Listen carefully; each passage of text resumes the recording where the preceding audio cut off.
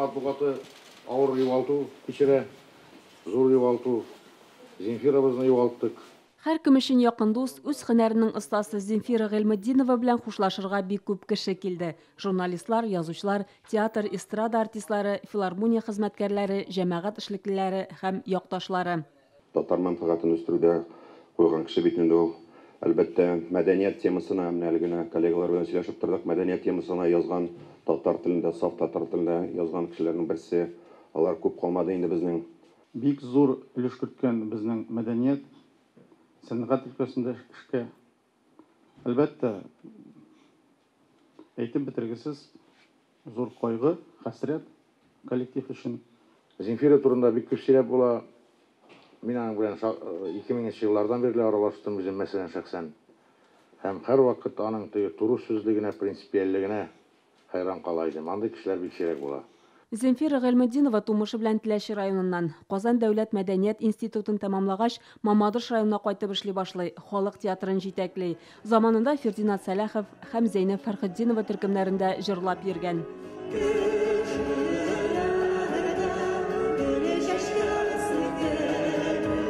Нәрсәне белә, киң колачлый белә, алдан күрә белә торган бер сәләте бар иде, ушулай булып чыгачак дип әйтәләр. Һәм үзенә дә кыен була иде. Менә шушы кыенлыклар әлбәттә менә шушы көнгә китереп җиткерәләр иде. Кеше җана бик тиз. Земфира белән без 90 еллардан таныш, аның белән гастрольләрдә йөрдек. Мин концертны алып баручы, ул җырчы. Мин аны Земфира дип кенә сәхнәгә чыгарадыр идем. Аның белән бик рәхәт иде, юлда арытмый иде.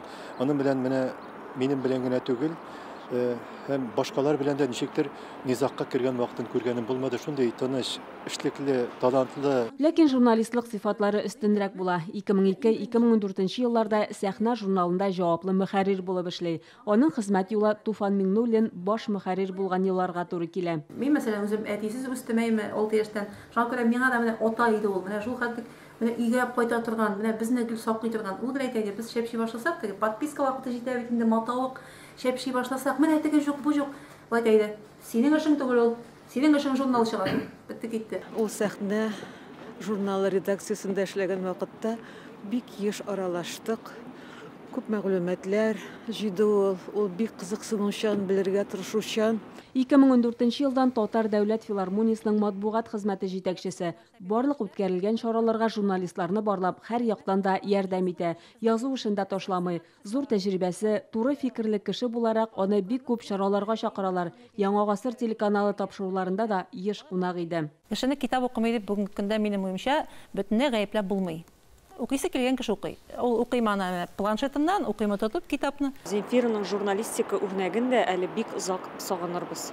Ул шундый безгә үзенең көчле рухлы, көчле сүзле, туры сүзле үрнәген калдырып китте. Быелның сентябрьнең Казан башкарма комитетының милли эшләр бүлеге җитәкчесе итеп куела. Әмма ковидтан дәваланганнан соң тернәкләнә алмыйча кичә хастаханәдә вафат булды.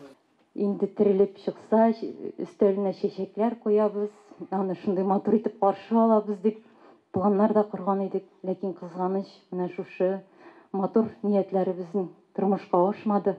Земфира Гыйльметдинованы туган ягы Теләче районы Балыклы авылына җирләделәр. Чулпан Касымова, Олег Мельников, Яңа гасыр каналы.